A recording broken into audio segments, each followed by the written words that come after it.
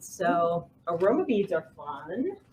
These are actually plastic beads. So these are EVA plastic beads. So they are an oil absorbing bead. So again, it's going to work the same way. You have the beads. You're going to add, a color, a scent, that type of thing. Mix them up and everything, and then you'll have it. These are pretty cool because you can actually color these and have a bunch of colors on hand. So I did that. I always keep some colors on hand. Here's a purple. These are unscented. I just keep the beads by themselves, unscented, and that way when I want to scent them, I can just add scent at any time. So I just literally put color on these. That's it. So I have purple. We shouldn't be coloring them in plastic, right? No, I store these in glass just because of the fragrance oils on the outside and stuff like that. I don't know if we dyed some of the plastic measuring cups. Oh yeah, remember? Yeah, I was mixing them in plastic measuring cups instead of glass, and they were that color forever. So you there's that. Blah blah blah. You use liquid candle dye for them. So the coloring that we use, we'll use liquid candle dye, and you see these are dry, so these aren't wet at all. They absorb the fragrance oil and stuff and the color, and they stay completely dry. So they're great for sachet bags, anywhere where you would want these. I actually throw some on the carpet and vacuum them up, so I have some beads in my vacuum too. There's a multitude of uses for these. I love these things, so that's why I keep them on hand in different colors and stuff like that. Today Christine's gonna make black. Oh, I'm gonna make them. I thought you were gonna make them. You were excited. Oh, I thought you were gonna make them. It doesn't matter. I just want black ones because she was really excited about black ones. I was like, Halloween's okay. coming up, so I want black ones. Are you doing a little one or the big one? Do it in the big one because then there's room to mix. Okay. Oh, I didn't get a mixing utensil. So you'll need a little beaker too. So one thing that's a little bit different about these, so if you're going to scent them and color them right away, I always add the color, the candle dye. You want to use an oil-based dye because these are an oil-absorbing crystal, right? So if you use a water-based dye, it's just going to smear. What's an example of a water-based dye? A water-based dye would be soap dyes. So soap dyes, food coloring, yeah. that type of thing. You can also use micas. Micas work very well. I don't know how because theoretically. Well, if you mix the mica with the fragrance oil, right? No, I put them on last. Oh. So yeah, you can also do micas. You can do glitters in them too. What I think happens, so you put the fragrance on it, it absorbs it in there, but why would the mica stick after the beads dry? Yeah, I think that it kind of morphs into it. So it all mixes in. It all becomes one. It all becomes as one. Yeah, it just sticks together and stuff like that. So the micas are pretty cool. Oh yeah, Christine needs to get a spoon. So if you're coloring and scenting all at the same time, add your candle dye to the fragrance oil because it helps disperse better, right? So what happens if you're just coloring and you only use a little bit of color? You know how strong those candle dyes are. So get a drop of color on yourself and you need to grow new skin. Here's an example. So with these just colored, you can see the variation. So some beads are light, some beads are dark. When you drop the candle dye on there, it super dyes some of the beads, and then so I tried dropping the dye on and then mixing it real quick and everything like that. But you still get a little bit of color variation, which I don't really mind. I mean, it doesn't look bad. Yeah, it's kind of fun. I like it. Doesn't bother me at all. But if you have the choice, why not add the candle dye directly to the fragrance? So that way. How much am I doing? So the recipe that we have posted on our website and everything would be 1 cup of beads. So you use the big one. Yeah. And you can obviously do a 1/2 cup of beads or a 1/4 cup of beads. You can adjust the recipe as is because it's very simple. 1 cup of beads, 1 ounce of fragrance oil, dye as needed. So I'm using Ghost Train because it's black.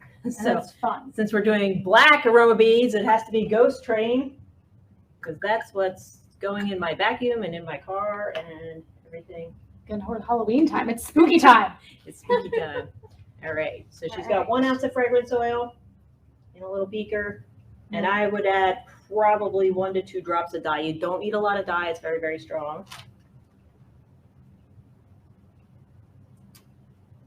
And you're going to want to mix that up there, right? Or you could use something disposable.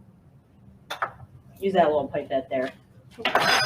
I don't like to clean candle dye off of things, so using something disposable to mix it would be a good idea. So now she just has fragrance oil and black dye in there, and then this is the cup with just plain aroma beads. Can I use this to mix it or should I get something? Yeah, no, you can use Okay. that. That's fine. All right. Yep, just dump it all in. The whole thing? The whole All thing. at once? Do the whole thing. Ah! Everything. I was trying to disperse a little bit. So it does take anywhere from 24 to 48 hours, depending on the fragrance oil. So some, the beads absorb some fragrance oils quicker than others, like citruses, the thin ones, the light ones. It absorbs really easy. And the beads will look, you want to leave them in an open container because you want the air to kind of get to them and dry up and stuff like that. So, oh, they look fun. So you'll see, so you'll see it's not fully absorbed. There's still some fragrance oil at the bottom. We're just going to stir these, whenever we think of it. Every few hours or whatever, just keep mixing it. And then what'll happen, like after the beads have absorbed. So see how they look shiny? Show them. They look very shiny right now. Can't quite tell, but when you do that, they look very wet and very shiny. When they're actually absorbed, they look very dry. So they'll be very dry and everything like that. So it's absorbed when they're dry, which takes different amounts for different fragrance oils, typically like a day or two, and it should be fully absorbed for you. And it doesn't matter if they're skin safe or not for these, right? Right, doesn't matter because we're not Just drop some. eating them or this or that. So we're just putting it on there. Okay. All right. I feel like I should keep mixing, but you said you don't need to, right? Yeah, it takes a little bit to absorb. So they're a very slow absorbing bead. You can just let them hang out and do their thing. All right. One other cool thing about these, so you can melt them together. So you can also use these in wax, in like little wax melt warmers, as just wax melts if you want to. So that works out. Wax melt warm. Oh. Yeah, if you put them in a wax melt warmer, Yeah. they'll melt down. They last longer than wax melts. And then when you turn it off, you can just peel it right out. Yeah. It works very cool. So you can bake these after they're done and you don't have to scent them. You can leave them unscented to bake them, but you can bake these at like 350 for 10 minutes. So it's just like cookies. That's how I remember 350, 10 minutes, just like cookies. But you can bake them in different bakeware. So I like the silicone best because it gives you like different shapes and stuff. So They're easier to get out. they're easier to get out. Yeah.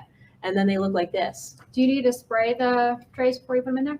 You don't need to if it's nonstick. One thing you want to do if it's not nonstick, so I thought it'd be really cool to make like, aroma beads and cookie cutters. Well, look what happens. It never comes out. So yeah, we bent this sucker up. It's just not happening. But I thought a leaf would be really cool in there in the cookie cutter. It just doesn't release from the cookie cutter even if you spray it. So you want to use something nonstick. If I had maybe nonstick cookie cutters, that might work. But They have like plastic ones where they melt because they have plastic. yeah, plastic would probably melt. Think about the fragrance oil in plastic. It wouldn't go. So this was an epic fail. Now you don't need to fail like I did because, I'd just like to try things and see what happens. So we know the silicone works. Like these are little gingerbread guys and I put glitter on them too. So yeah, they're really cute. So you can add glitter as you're melting them. If you melt them for longer, then it's more like solid and you don't get much of a Where's your bead. big gingerbread man? If you don't melt them that long, you get more of a bead thing. Yeah, you can show them. This is funny. Yeah. You can also, so this is like a Valentine one that I did. I didn't cook these very long. So you can still see like the beads on the top and everything like that. But this is a non-stick pan and you see how easy it releases out of a non-stick pan. The side that it bakes on is relatively flat. So you get that. And then the other side, if I would have kept baking it, I wouldn't have as much of a bumpy thing, but I kind of like that. I think it gives it some texture and dimension. So yeah, so these release really easy, but this is a non-stick pan. So that's key, not a cookie cutter. And then I had a big giant gingerbread pan. But you see how flat this is and how shiny it is. Yeah, On let me both show you the sides. pan. So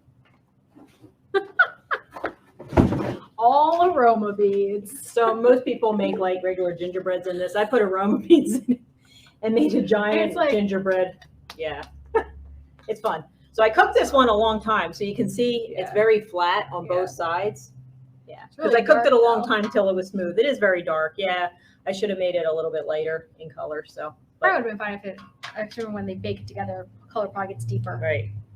One thing I could do, so if I hate this, I could melt it back down. That's true. But then I'd have to chop But a then gingerbread yeah, man. then what would you do? I'd have to murder the gingerbread man. To do I it. think it's fun. I think like, it's put fun. it on decorations. Yeah. You could could you paint on it and then do like the I don't eyes see and why stuff? not. Yeah. Yeah. could paint it and stuff. But yeah, I just wanted to do a giant one for fun. Okay. All right. So the end, you know, when you're selling those, it costs about $6.75 for a pound. You get about 38 tablespoons to a pound. So, you know, if you're just doing a little sachet bag, so if you're just doing drawer fresheners or something like that, or selling it tablespoons at a time, there's a lot of profit in there for you based on that. So I've seen the prices kind of all over the place, like people selling ornaments like that or air fresheners like that. One person has a, you know, they'll make them like hand size. So they're a bit bigger than a standard, you know, car air freshener size, but that makes them cool, right? If you have the same size as everyone else, you're kind of competing with everyone else. So they do them a bit bigger in different shapes and stuff like that. And she's getting like $10 to $15 for them. Okay. So, you know, and they're not hugely big or anything like that, but. And you put them in just jars by themselves, right? Correct. Correct. Yeah. So You can air freshener lids to just pop the. You can do that too.